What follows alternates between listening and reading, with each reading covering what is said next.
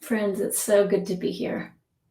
If you've been with me before on this platform, then you've heard me many, many times, likely, acknowledge how much I love working with this team of people. It's definitely my favorite place to teach, favorite platform. So thank you. Thank you for your support of the platform and for the continuation of these teachings. It feels a little bit like coming home because for quite a while I did those morning meditations through Sangha Live. So thanks for those of you saying hello there on the sidebar. So many of your names I recognize. And I do hope to jump right into the meditation today because I'd love for as much time as possible to be dedicated to us getting to, in a sense, catch up a little bit. If you're new, welcome. It's fine if we haven't gotten to have an exchange before. But I know for many of you, it's my opportunity to hear how practice is going for you, especially if you haven't been able to join some of the things I've been offering through Presence Collective. So with that, before I move into a half an hour long meditation, I wanted to invite folks to say a little something in the sidebar about what you're present to in this moment. So name, if you would, what you're coming in with. What are you bringing into this practice space today?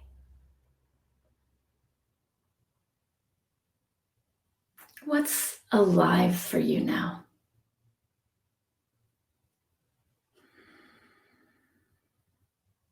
There's no wrong answer.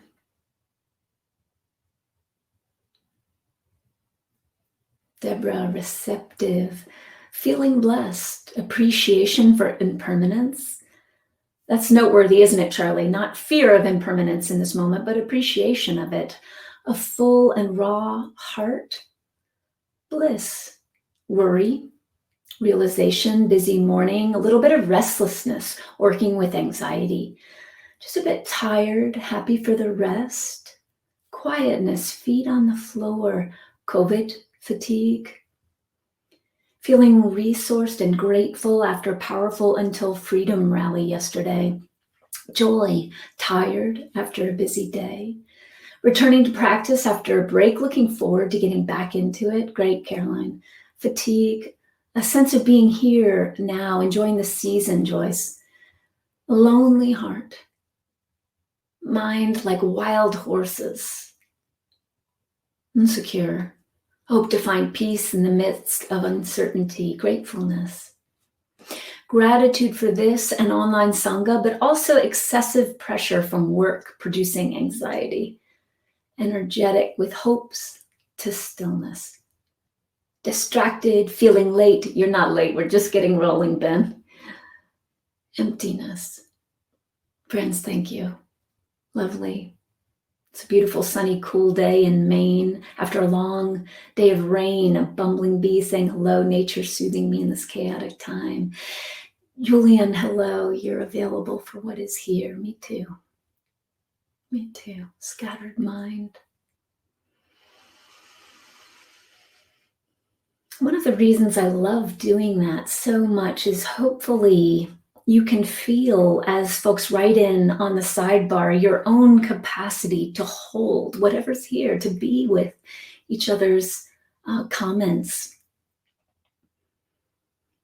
It's likely that you're not resisting or rejecting what other people are experiencing, although in your own conditioned system, you might be rejecting something you're experiencing. So just take note of that if that's true. Or maybe subtly resisting, maybe rejection is too strong of a term. Election, exhaustion, unemployed, heart beating too much. So yes, we're all here together, held in now. So with that, Let's sit, please. Let's allow our bodies and minds to rest together.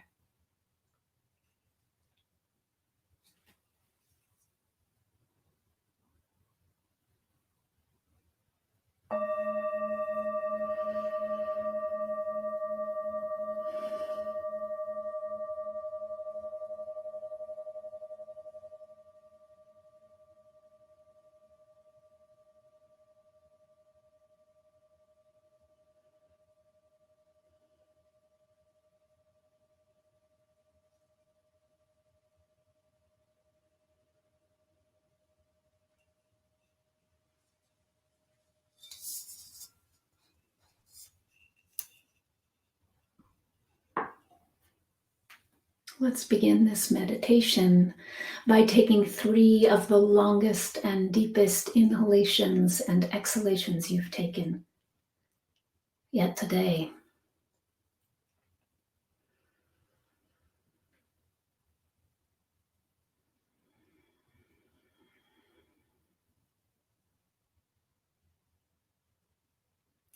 In this moment, allow yourself to feel the cleansing nature of the breath without having to adjust the breath. You don't need to do anything to the breath, in other words, for the breath to do what the breath naturally does, which is clear, cleanse, release. Take in, absorb, accept. With each inhalation,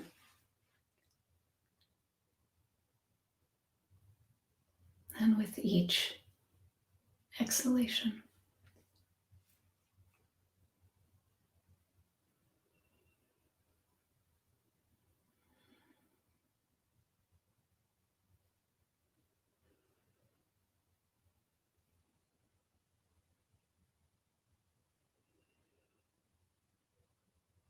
We're in such a time of upheaval, as many people are noting in the sidebar this morning. And in such times of upheaval, it can be helpful at the beginning of your sitting practice to find an anchor. You might choose the breath.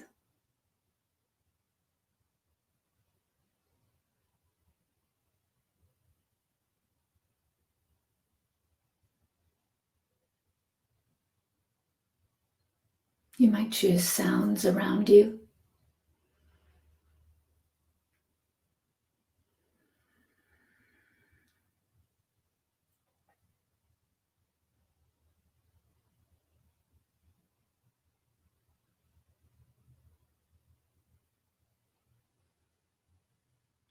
You might choose sensations in the body.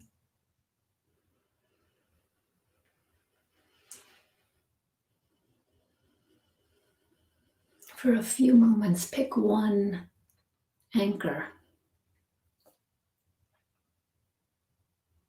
It's a way to steady the attention.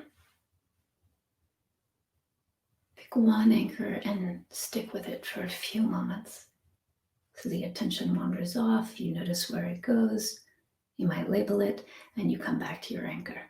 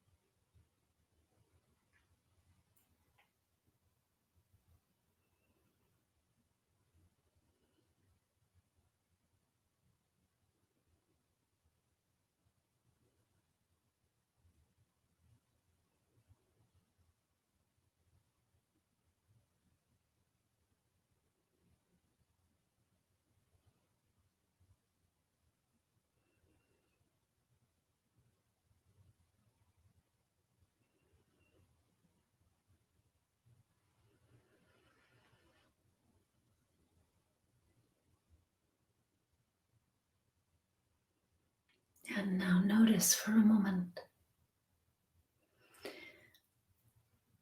what the attention, as it focuses on a specific anchor, notice what the attention is arising out of.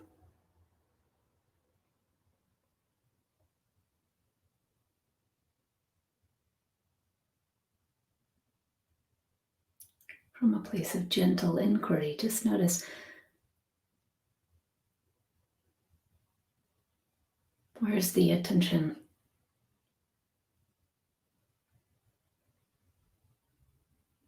coming from?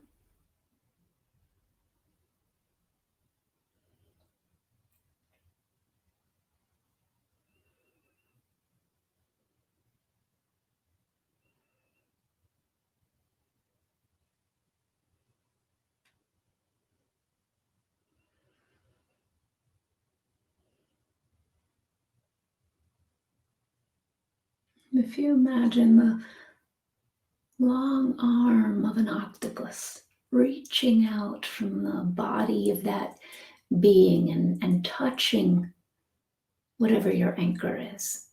So this arm of the octopus is like the attention. It's reaching out, it's touching the breath or sensation or sound.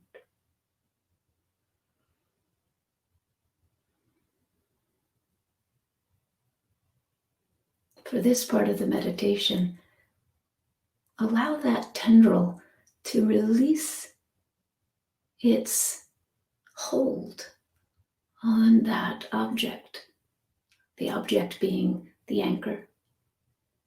Release the anchor and allow that arm of this being to gently rest back into the body of this being.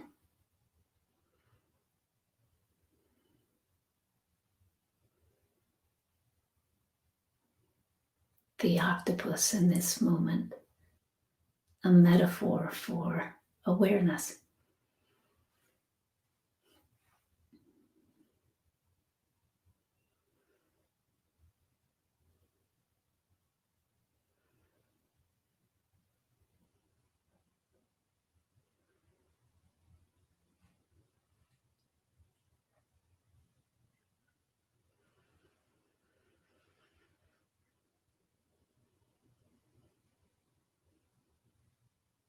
So now, rather than holding, touching, attending to any specific anchor,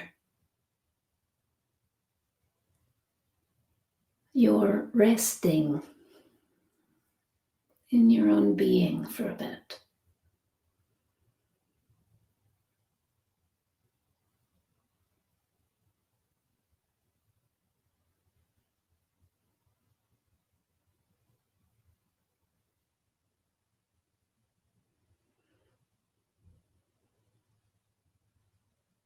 You're releasing any tension that is a byproduct of the reaching for anything.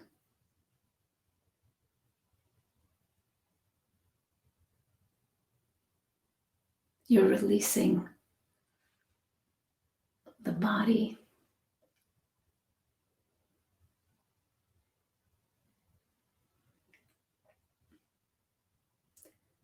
You're releasing the mind.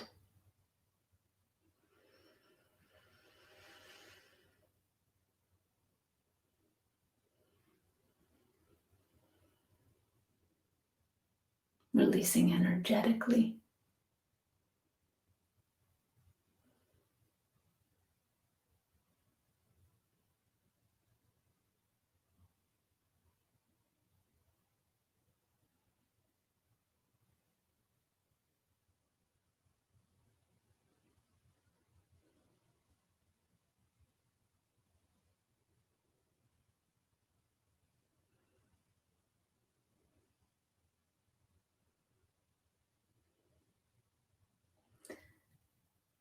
You're also releasing the attention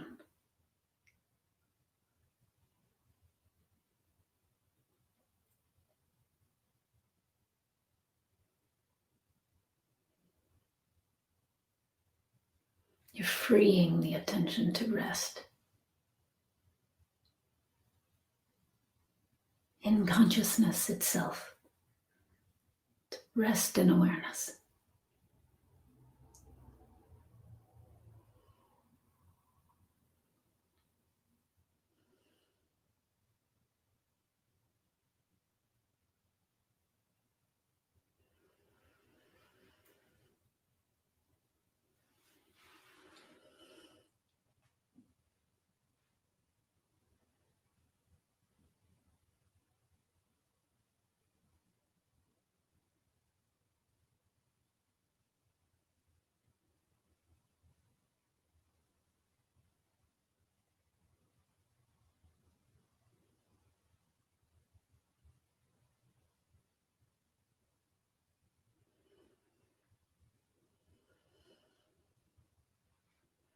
Simply being aware of being aware.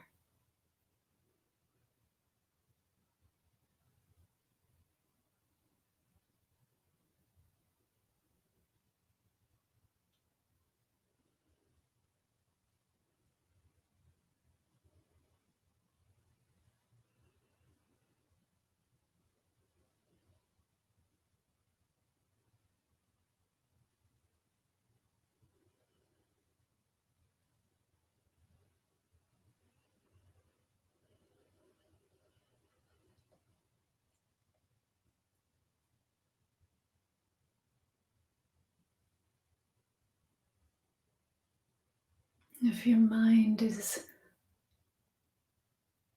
very busy and active, you could choose to go back to the anchor concentration practice if that feels steadying. Or you could simply notice that this open space of awareness has plenty of room for busy mind. You don't need to do anything with busy mind. You don't need to control it, fix it, change it.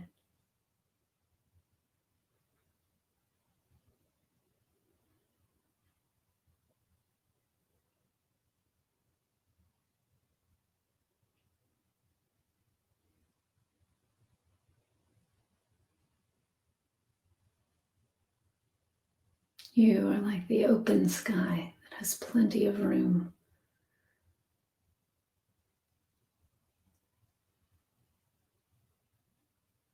for the activity of the mind.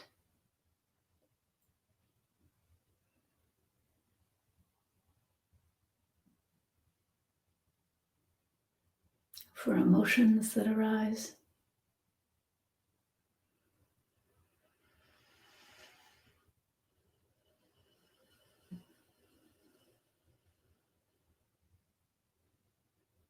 You are the open sky that has plenty of room for everything.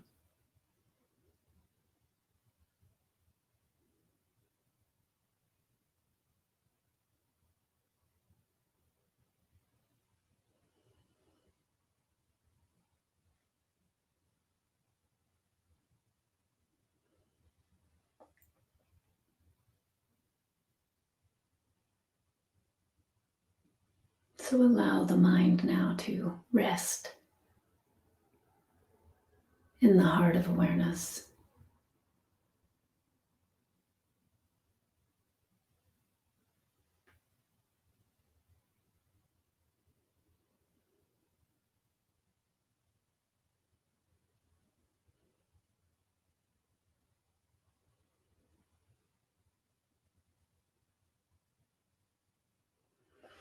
Allow yourself to be held in this openness.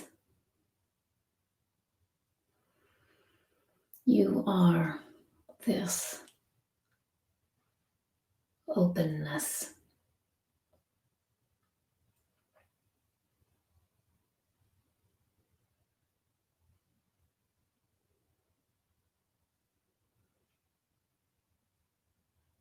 The very nature of your being.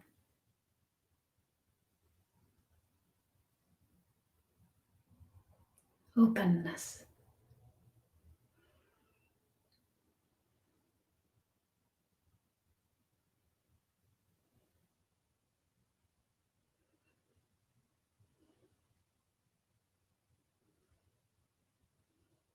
Nowhere you have to go, nothing you have to do, no one you have to be in order to know,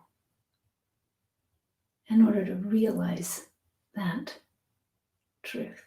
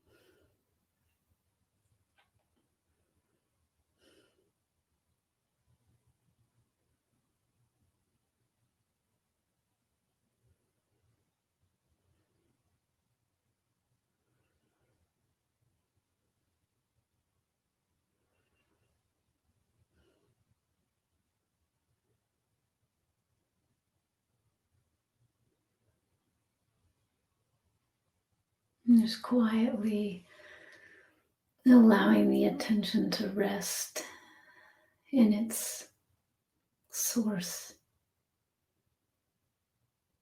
in its home, in its body.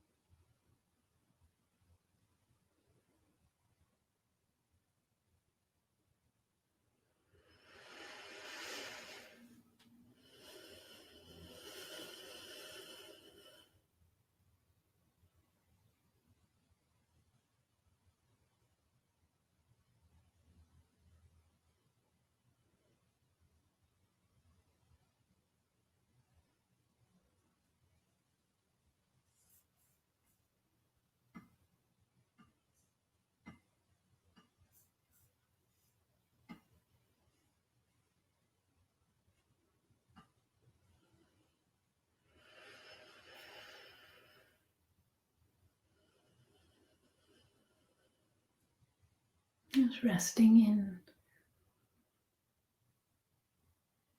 the inherent stillness of your own being.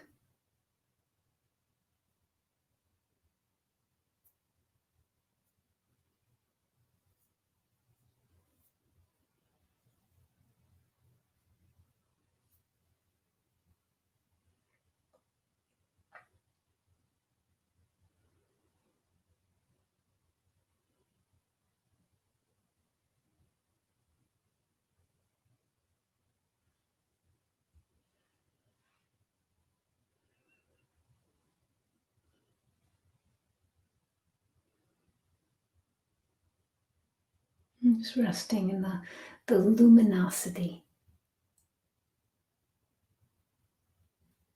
of your own being.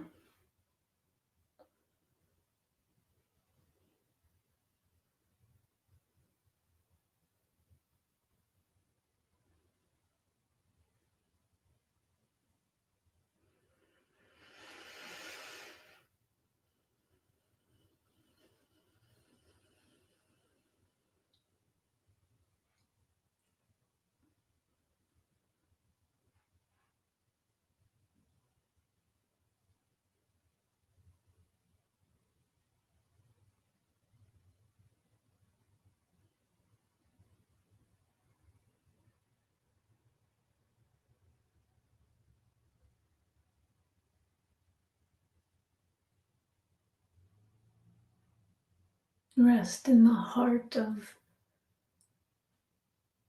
awareness.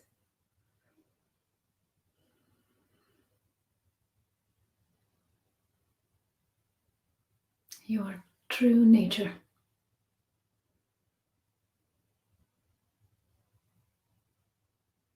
Not something you access through striving or trying.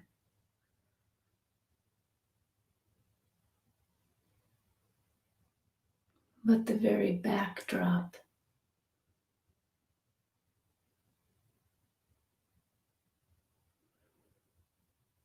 out of which all arises.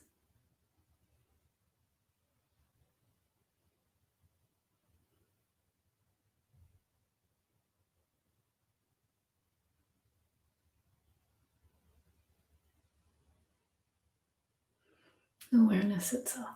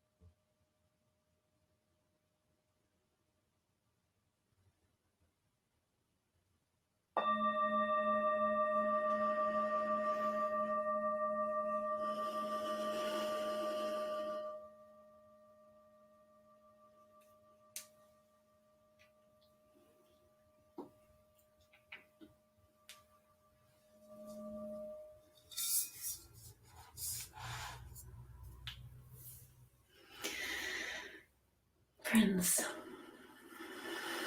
Thank you. So grateful to be in presence with you today. Before I move even more deeply into today's theme already was unfolding in the meditation, but before I move even more deeply in, I do want to pause to remind you to support these teachings, please. I love that Sangha Live makes it easy. Crowdcast makes it easy. You've got that little green donate button right below me. Caroline mentioned it at the beginning of this call, but it's not an exaggeration to say that we can't continue without your generous support. So thank you for anything you can give, for everything you can give, including your presence.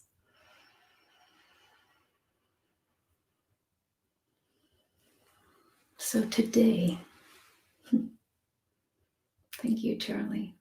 Glad you're here. Today, the Udana Suta. I had heard this sutta before a long time ago, and then Jeff, who's the insight head of the Charlottesville Insight Meditation Community, and I did a retreat together not too long ago, a weekend retreat. And I appreciated so much he brought this teaching back into my awareness.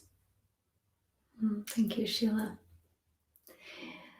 So I wanted to start by reading this sutta to you, this very profound sutta.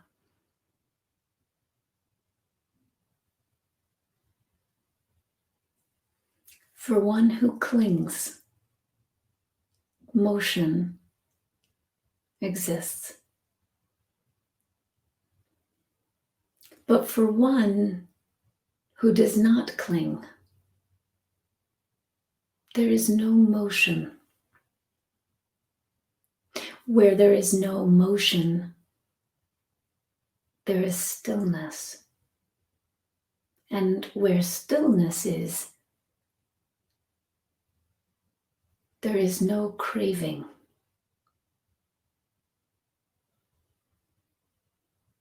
Where no craving is, there's no coming nor going. Where no coming or going is, there's no rising or passing away.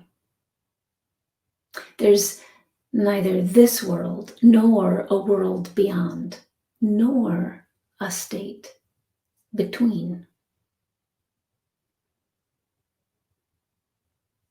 This, verily, is the end of suffering.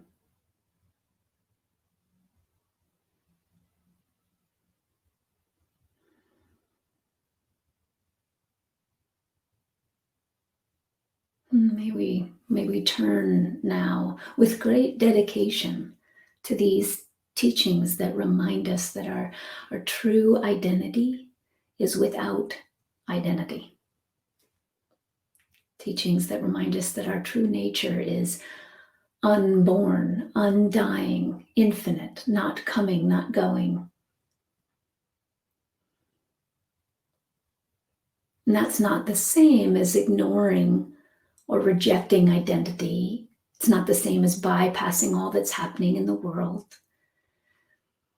This teaching reminds us that we are that which inherently and fundamentally can be with all that is. We are all that is. So practice becomes an opportunity. It's an offering. It offers us a way to remember who we truly are. And practice guides us home to this home that's pointed to in the sutta. It seems to me that we're in such an important time.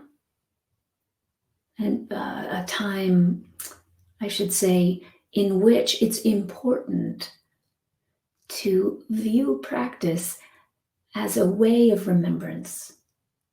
Yes, Jerome, empty of a separate self.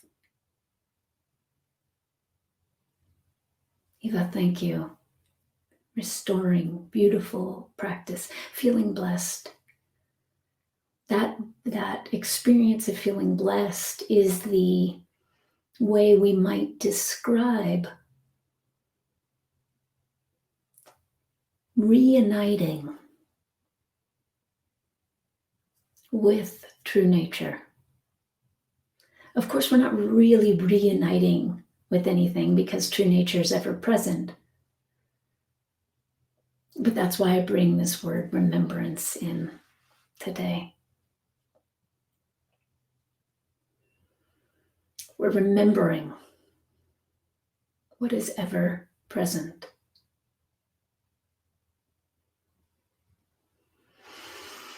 I'd like to read this sutta one more time, and then I would just be tickled pink to have an exchange with anyone, everyone who would like to. So here is this Udana Suta. For one who clings, motion exists. So important to see how that clinging and motion are in relationship with each other, yes? For one who does not cling, there's no motion. Can you see how that suggests that there is no separate self that gives rise to the appearance of something that is its opposite? When there's no motion, there is stillness. When there's stillness, there's no craving. Craving doesn't come from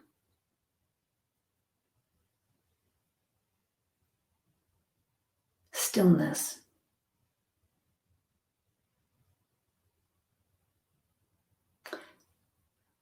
Craving comes from the illusion of a self that is separate from life, that sees itself in opposition to something else, therefore longs to go get what that something else is.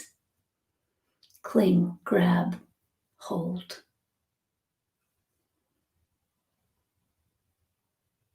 Where no craving is, there's neither coming nor going.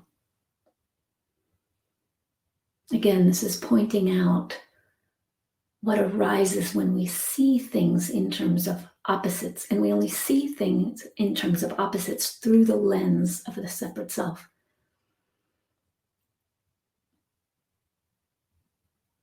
Where no coming or going is, there's no rising or passing away. There's neither this world nor a world beyond, and this is important, nor a world in between.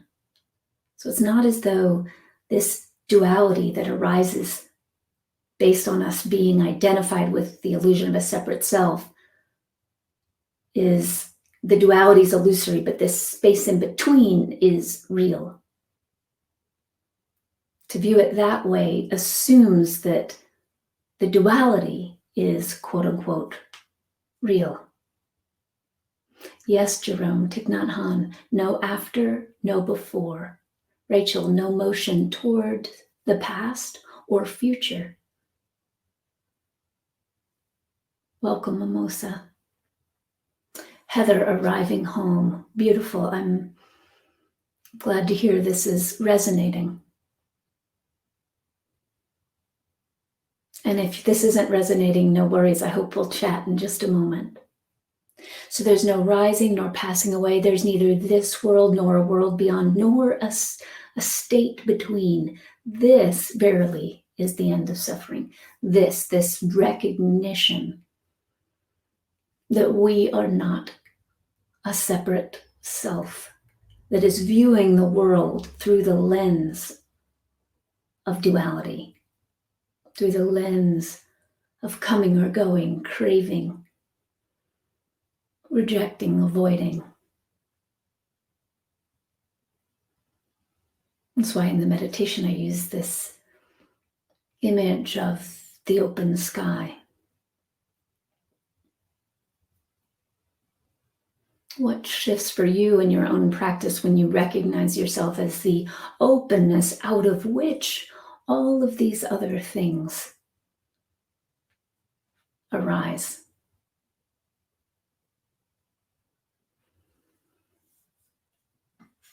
That is the question, closing out our sutta there, that is our question today that I open with. What arises for you? Making room in all of that openness. Helen, beautiful. And it's lovely, isn't it?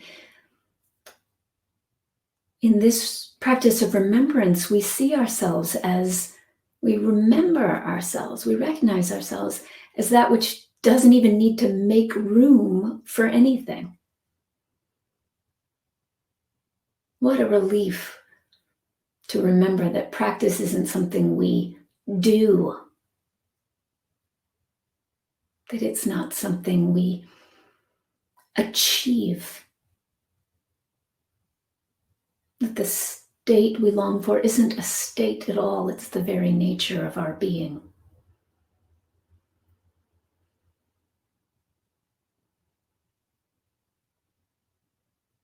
The state we long for isn't a state at all, it's the very nature of our being.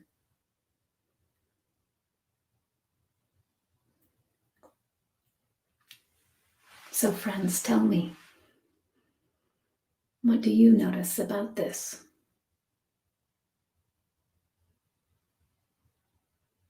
What's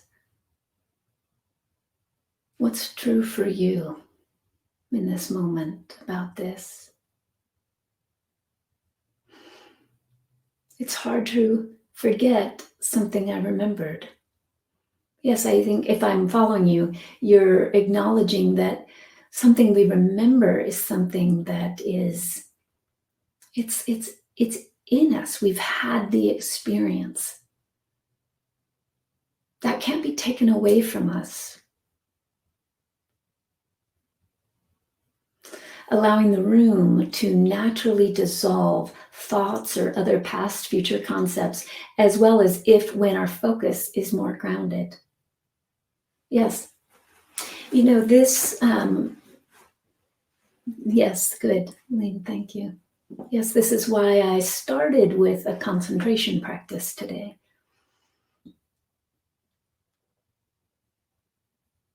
When you're free to move in any direction.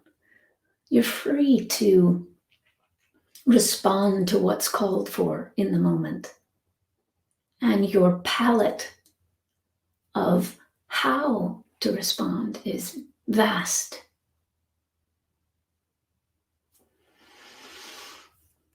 I see some questions in the question box, so I will tend to those now. Caroline. And I want to invite, again, my favorite way to respond to questions is if you're open to coming on screen. So just, yes, please let Caroline know. You can put it in the question box, or if you'd like to come on screen, just let Caroline know. Again, I just love getting to have direct exchange because it allows me to meet you where you are. It's a little trickier to do that through text, but I definitely will give it my best.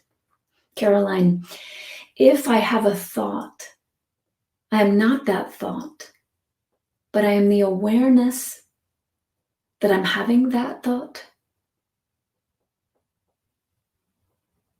Caroline, if you were on screen, I would ask you to tell me how that lands for you. Does that feel so to you as I read it back to you? So I'm going to just read it again, and maybe you can put in the chat bar what you notice.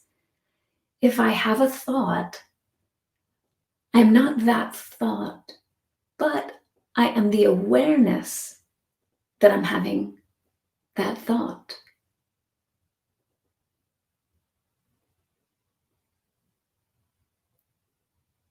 Caroline, I don't see a comment, and no pressure. It's fine if you don't wish to comment on that in this moment. I'll just cut to the chase and say, yes, absolutely. Here's what's exciting to me. If I have an emotion, I am not that emotion, but I am the awareness that that emotion exists. So good, Caroline, here you are. I feel a space between myself and the thought. Now, this is where it gets quite fun. Carolyn, you remember in this little Dharma talk, if you want to call it that I acknowledged that our true identity is without identity. So we might ask, when you say, I feel a space between myself and the thought, and I trust you're already asking this because you put that in quotes, myself. So we can ask, so what am I referring to when I say myself?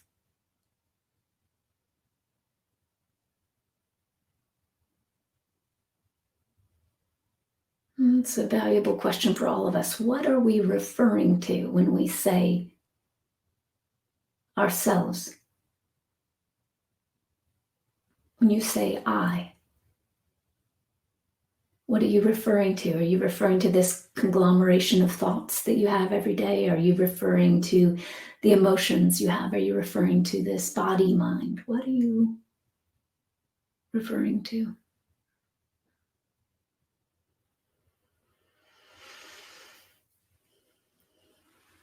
Abbas, not so much a question, but a comment.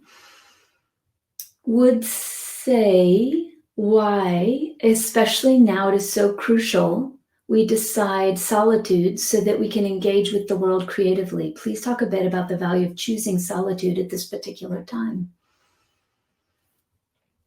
Thank you, Abbas. Thank you very much for that. I don't recall acknowledging the value of solitude in this session, but I'm happy to talk about the value of solitude. I love the philosopher, I believe it was Pascal, said,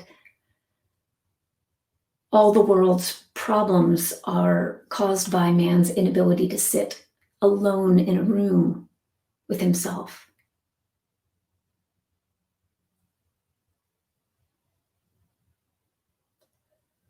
So many of us, and I remember someone wrote in the chat bar today, loneliness. Many of us are conditioned, we're habituated to link being alone with loneliness. I love the word solitude because for me it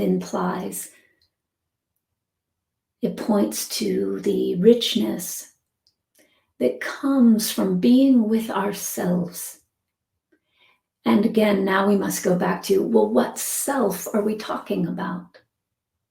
So when I do speak about solitude, I'm not referring to the solitude of simply being by yourself, this body mind, not near other body minds. I'm referring to the solitude, the solo nature of the one unified experience of being that we call I. We're all referring to the same unified field of being when we say I.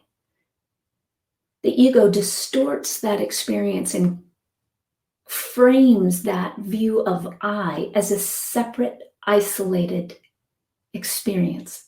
It calls this felt sense of being me and then tries to possess it.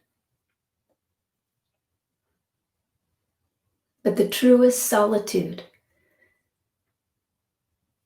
to me is actually referring to the solitary, to the experience of oneness, solo oneness. The true solitude is the way to speak to the experience that's not divided, not even divisible. And that is our very being.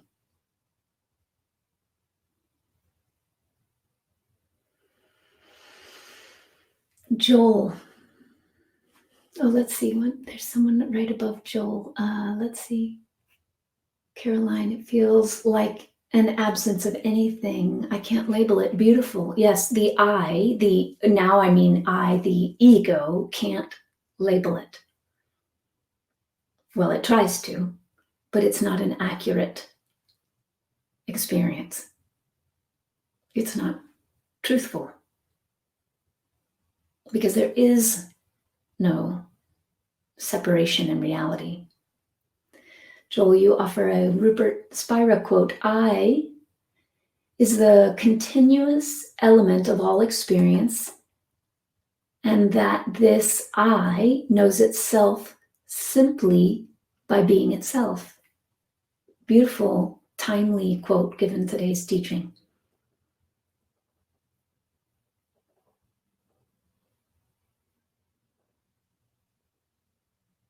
I knows itself simply by being itself. I, this experience of oneness, this awake oneness, knows itself through itself and by itself. Abbas, as long as we have a limbic system, we will have an idea of a self like an old friend. Yes, you could view it like an old friend as long as you realize you are not that isolated, separate limbic system. You are not cut off. You are not other than life, consciousness, awareness. Rachel, I appreciate remembering that it is unwise to associate my identity with negative emotions I experience. Excellent. As many folks on this call know, I'm the founder of a nonprofit called Peace in Schools, along with the nonprofit called Presence Collective, which hosts a variety of wisdom teachers from different traditions. In Peace in Schools, it's touching to me how often teens, we created the first semester-long mindfulness course in public high schools, accredited course. And it's so touching to me how often teens find great liberation from that insight. It's powerful to watch that insight land, that it's so different to say, I am feeling sadness, or sadness is moving through me, versus I am this sadness. There's actually a very touching video of one of our teens naming that specific insight. If you just go to the Peace in Schools website, and it's peaceinschools.org, and you look for the video called Into Light. It's only 12 minutes or so. It's made by wonderful filmmakers in LA. Or you could Google Into Light Peace in Schools or Into Light Wavecrest Films. But it's very sweet to watch this teen, Madeline, have that very insight. It's fun to hear her describe it. So thank you, Rachel. So true.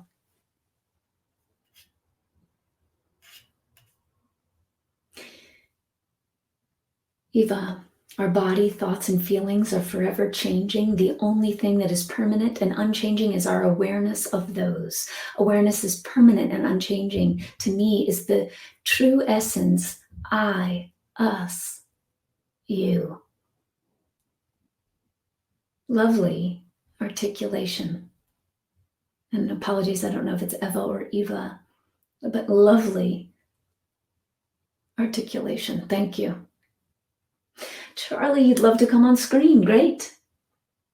Please do. Yes, that's great. And then Sangha Live. So Carolyn, you say, I'll invite Lean, who's asked a question, and then you. Perfect. So I will wait to see. Beautiful. Okay, you're okay to come on screen. Lean, wonderful. While I'm waiting for you to come on screen, I'll just read what you've written here. I remembered my oneness a while ago, feeling peaceful and still and okay with things as they were, whatever they were. And for a while now, I'm clinging to things again, resisting some things, suffering. And I would like so much to go back to this non-resistance and okayness. It's frustrating that I'm not managing. So good. I hope, well, not good that you're frustrated. Not good that frustration is arising in you. You are not that which is frustrated. So let's see if you can come on screen. Thank you. Caroline, maybe just give us a little note on the sidebar if you're just working on it. Oh, okay, you've invited. So Lean, I hope I'm saying your name right. I think you just have to click accept. I make it sound so easy, but it can be complicated. I hope it's that simple for you.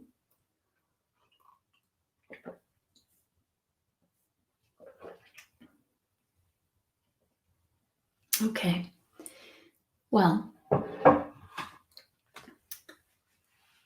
okay, yes. Lean, are you able to accept? Here we go, the invitation. Yes. Hello, and can you tell me how to say your name? Lean. Lean. Yes. Where are you calling from? From Brussels. I'm a Dutch speaker. That's a Dutch name. Beautiful and wonderful. Welcome. Thank you. It was a little bit difficult practically to come on screen. That's why it took a while. No problem. It gives us all an opportunity to meditate. So tell me a little bit more about your awareness of, yes, what you've described. Yeah, it's like in the beginning of the year, this year, there were these moments where I really experienced this. Yeah, what you talked about also in the sutta, this feeling of oneness, and I found it very, very liberating. This period, this time, like that I could see that the suffering wasn't really real. I mean, it was there, but it wasn't. I could just I was like, wow, this is, and I could just be with things the way they were. It was very, like even if there were difficult things, I felt they were just passing through, and then I was just so present these months that it was just okay the way it was. It was so simple and so wonderful. And yeah, it's a little while now that this is completely gone again, and it's very frustrating, and especially because I've experienced this, and it's like I know wanting it back is not going to help me, but I feel that I feel this longing to go back to this way of being, and but this just I'm clinging to certain things, and I kind of think that it's just like again something else that is coming up to be seen and to be felt, to go through. But I think I know it probably doesn't work this way, but I would like to find a shortcut.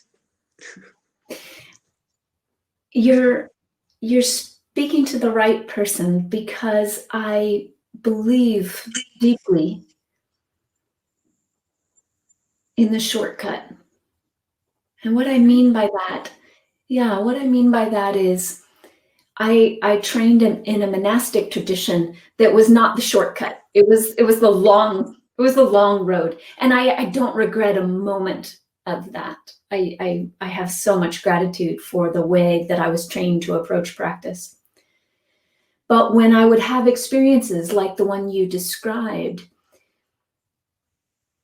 I would tell myself a story unconsciously, but I would have an unconscious narrative that suggested that I could only get back to that place through my diligence, through my hard work, through my efforting, through my practice.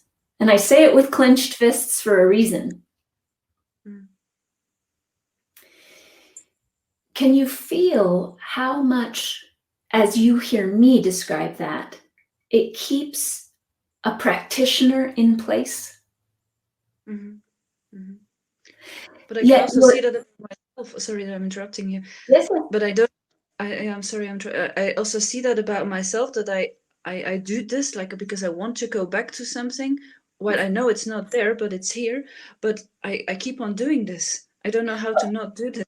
of course. And here's the good news. You will keep on doing this forever, because in that you, in this, the way I'm using you in that sentence, could also be stated, the ego will keep doing that forever. And that's not a problem.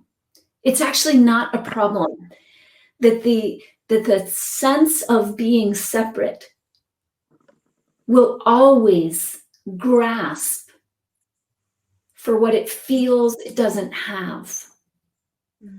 So the shortcut is allowing the insight you had to be something that you remember rather than try to go get. And your insight was, and I'm using slightly different words, but this is what you named to me. I realized I'm not that which suffers. We focus so much on suffering in Buddhist practice.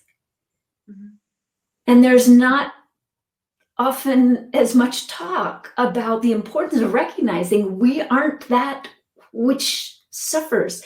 So we get busy trying to end suffering.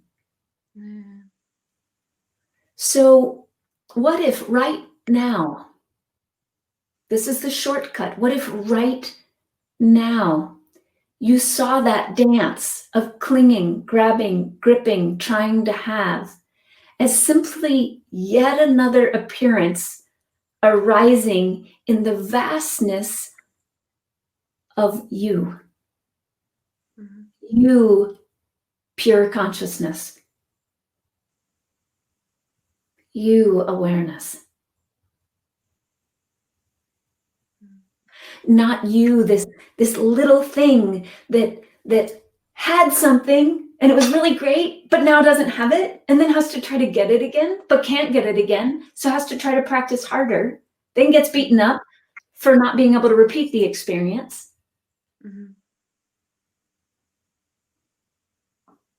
Yeah, I can feel something about it when you say it. It's like I also realize when you talk about this that I'm making it wrong, that I'm trying to find it, and in fact there's nothing wrong with it. It's just another movement that is happening, another thing that is happening in all of this. Like when you talk about, I feel like something is becoming more large again.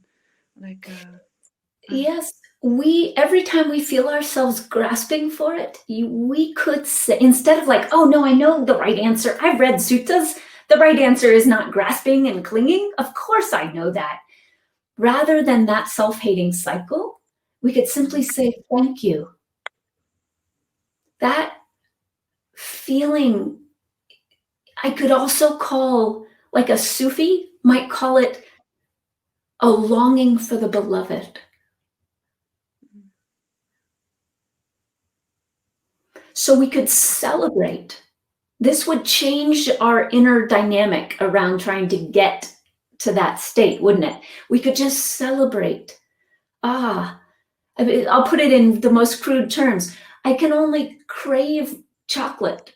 I can only long for chocolate after a meal because I know chocolate. I know the pleasure of chocolate. Thank you. What an amazing thing that I'm living a life where I know that pleasure. Right? That's the most simple way. So do you feel how different that is energetically than saying like, why am I longing for chocolate again? What is wrong with me? Why can't I just stop craving? Why can't I?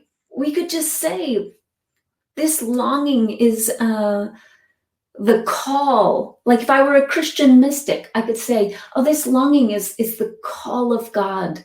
It's the call of the angels through heaven.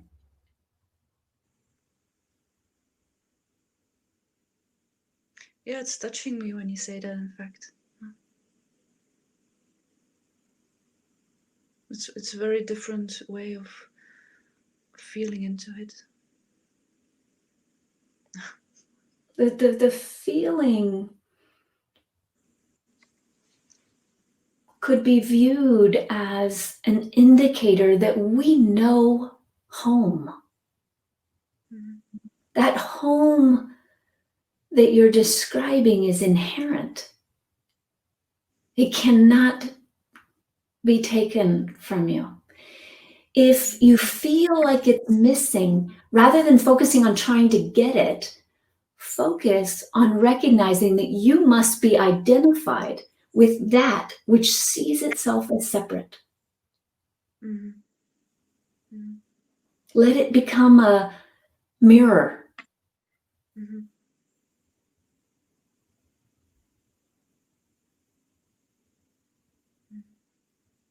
But remember your own insight. You are not that which suffers. You are not that which clings. You are not that which is coming or going or has things taken from you or can be tarnished by experiences of the world.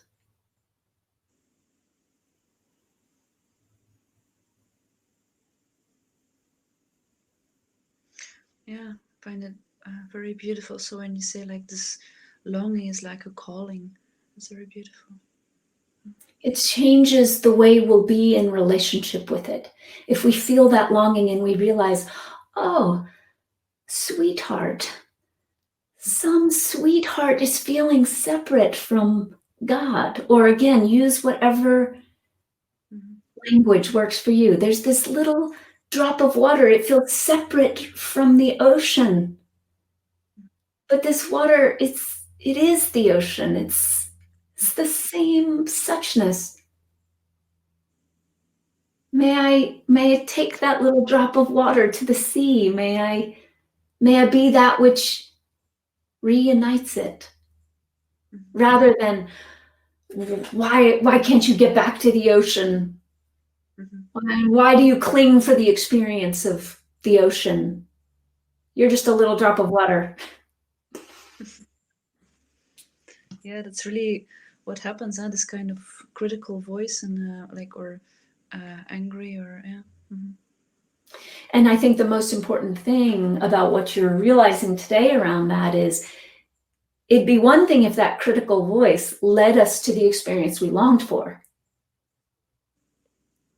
How so? In other words, that critical voice that says, why can't you just have this experience again or whatever? It would be one thing if that critical voice helped us have that experience again. Ah, yeah, But yeah. Mhm. but it just veils the experience more fully. Mhm. It in fact blocks the experience. And the reason it blocks the experience is because what it reinforces is the idea that you are separate from your very being. Mhm. And that is the source of suffering. Mhm. Yeah. That someone or something could separate you from your very being.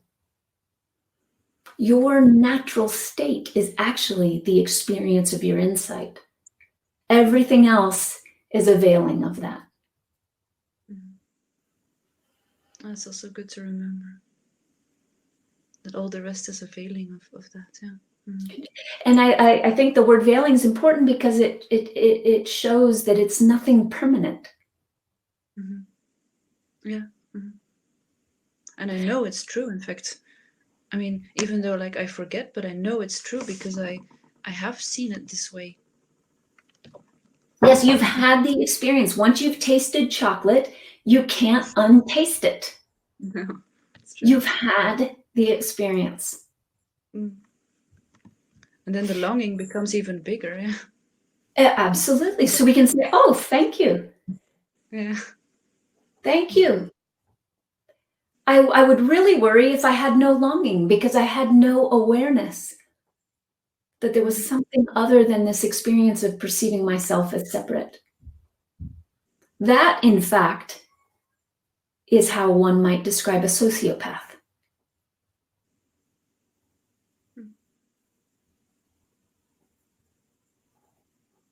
I'm no psychiatrist, but it seems to me that when we're speaking about sociopaths, we're speaking about people that truly can't get beyond the idea that they have no glimpse of anything other than they are this separate ego self. I don't know. Maybe. I don't know either, but seems so in the moment, at least to me. And again, I'm not a professional when it comes to being a psychiatrist, but we all know that experience of feeling cut off. And aren't we lucky that if you're on this call, you know the experience of not being cut off. Mm-hmm. You wouldn't be on a call like this if that weren't something you had tasted. So what are you present to now? These things that you said are going a bit through me. I'm very happy I went on this call, because I feel like a bit like it's like I'm a little bit reconnecting, and I'm thinking of the things you said about the Sufi word of the beloved and the chocolate, and then all these things are going up. Lots of you've got lots of water, chocolate, the beloved. You have much to work with, don't you? Yeah. It's like a whole thing to take with me. Thank you very much. Thank you for coming on. It's lovely to meet you. Yeah. Okay. Thank you very much. All right, we've got some comments here in the sidebar. Mark, it feels like as the self gets pulled by habit into believing the idea I have about myself, which suffers from the idea it has about itself. Well said. It's important to see how self-fulfilling that prophecy, isn't it? And how self-referencing. Carissa, Lean, you're in good company. Thank you for being brave and asking this question. Beautiful. Longing for the beloved, Abbas reflects to us. Charlie, the critical voice is the design flaw in our infinite being. Abbas, Rumi describes it in, oops, that just popped up. Rumi describes it in an old Persian myth where 30 birds set out to find this queen bird known mythically as 30 bird, not realizing they are her. The realization comes to them after a lot of suffering, and a few of them die trying. Thank you. Thank you for offering that.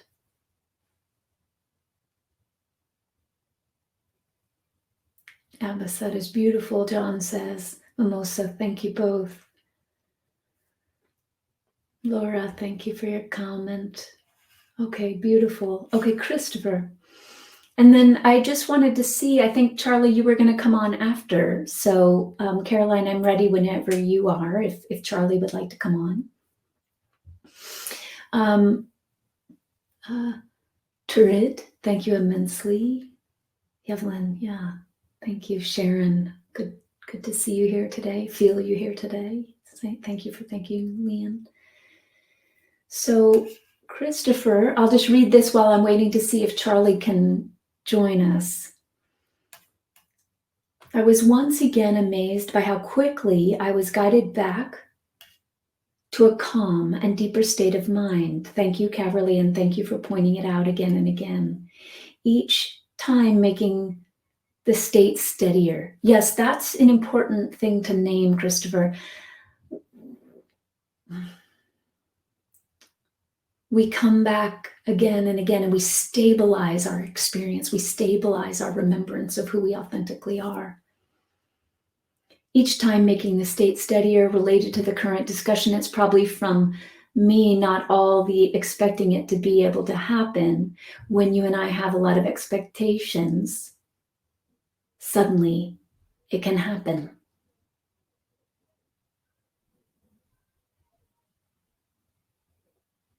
Just reading that again, Christopher. When you and I have a lot. Oh, okay, I read it wrong. Thank you. Oh, because I was not quite tracking that, but now I am.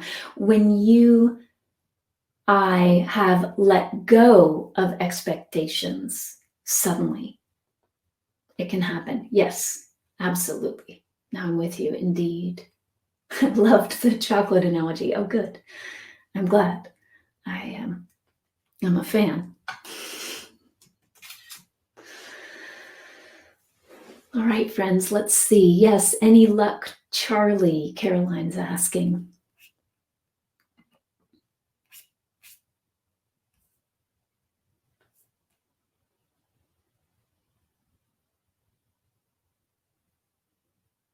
Just looking at our question box here.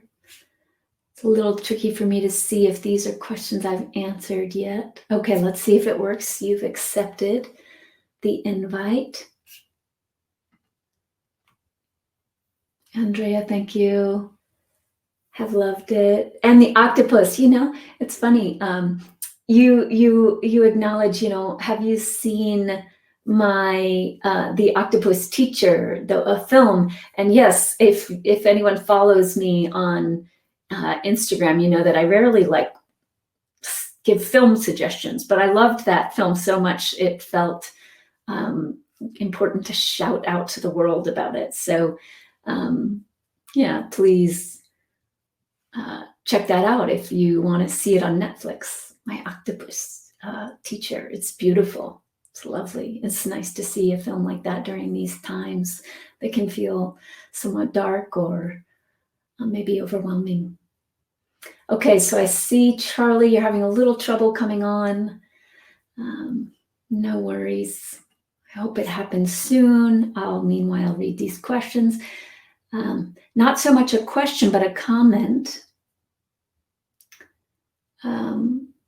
Would say why, especially now, is so. Okay, I've answered that. That's the solitude question. Okay.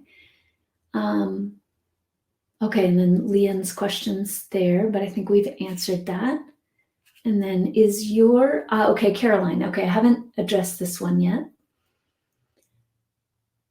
Oh, Charlie, let's see if anyone else wants to spend time with Caverly. Yes, please. Is there anyone else that would like to come on? Caroline, is your I separate to mine? I don't understand this with respect to duality and oneness. Are we all the same entity? Are you able by chance to come on, Caroline? I totally honor it if you can't. It would be lovely to chat if you can. You are accurately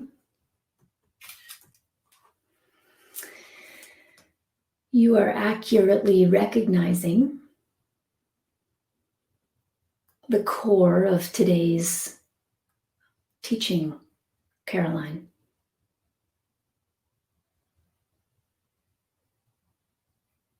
If our true identity is without identity,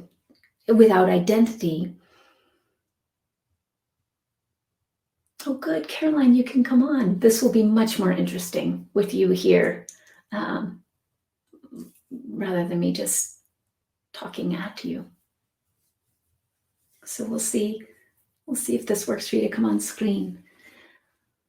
But as you do come on screen, I can just acknowledge yes. Oh, your device doesn't support it. Okay, no worries. Hopefully this won't feel too much like I'm talking at you. I'll do my best with that. So yes, you're correct. You're correct, Caroline. And I also just saw our time. So I want to honor people's time. So I will be brief with this. We are at our time, but I want to acknowledge, yes, you are absolutely touching the core of today's teaching. What is being suggested is that our very being is shared, that we are not the separate self that we often identify with. And that when we're identified with a separate self, the world appears a particular way. The world appears as something that's arising that is other than us. So just because of our time, I'll leave it at that. But yes, Caroline, yes. Friends, I just can't thank you enough for being with me today. I wanted to give a big shout out, given today's theme, in particular to this little book, a kid's book about mindfulness. It is not at all just for kids. I like to say it's for ages 9 through 109. And it's, if you enjoyed today, then you will enjoy this book. This book, asks questions like, who are you? And this book points out, Caroline, definitely get this book if you're up for it. This book points out that we are not our thoughts, and it's a book that actually for young people offers a way to begin to ask this line of inquiry regarding who we truly are, what's actually real, what's actually true. What is this knowing of ourselves that transcends clinging and aversion, coming and going? Thank you so much, friends. Thanks for saying goodbye on the sidebar. And again, I want to thank Sangha Live. I just love this platform. And I'm also thrilled to announce that I'm going to offer the Awakening to the New Year course that I filmed with Sangha Live in the past in January. So at the beginning of next year, it's been decided I'll do that. And I cannot recommend this course enough. We're running it again because it's just so packed with tools and has this undercurrent of remembrance that if you've been on this call today and that way I've approached this sutta has spoken to you, you'll love that course. So I hope you'll join me there. Again, my name is Caverly Morgan, and my URL is simple, caverlymorgan.org. And I would love to see you at an upcoming practice I'm offering. And thank you for being here. Shane, you hadn't been on Sangha Live for a bit. And I'm glad that you found this to be a pleasure. Great. Okay. Friends, thank you. Thank you and much love.